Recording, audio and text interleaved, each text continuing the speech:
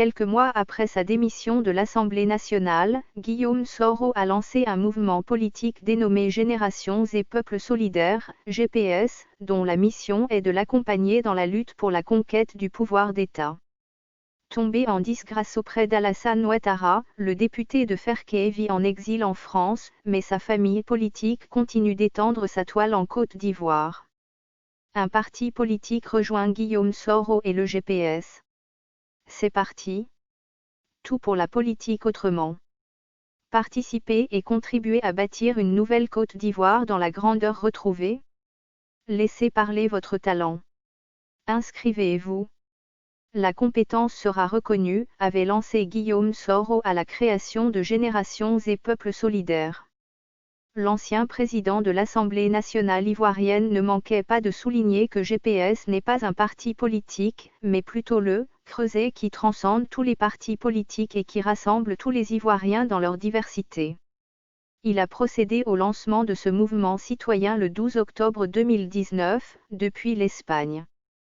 La naissance de ce mouvement citoyen et politique fédérera tous les mouvements soroïstes en un et nous allons nous mettre en ordre de bataille, s'était-il exprimé.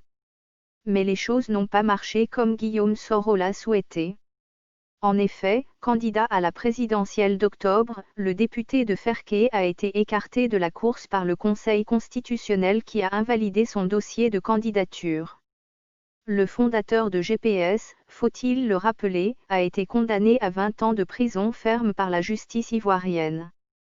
Il lui est reproché des faits de recel de deniers publics détournés et de blanchiment de capitaux.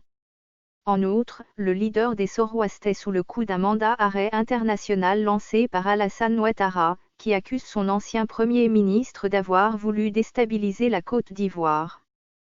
Loin de sa terre natale, Guillaume Soro a assisté à l'adhésion d'un nouveau parti politique au sein de Générations et Peuples Solidaires.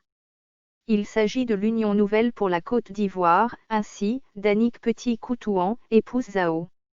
La cérémonie d'adhésion s'est déroulée le jeudi 1er octobre 2020, en présence de Koné Minata, épouse et représentante de GPS.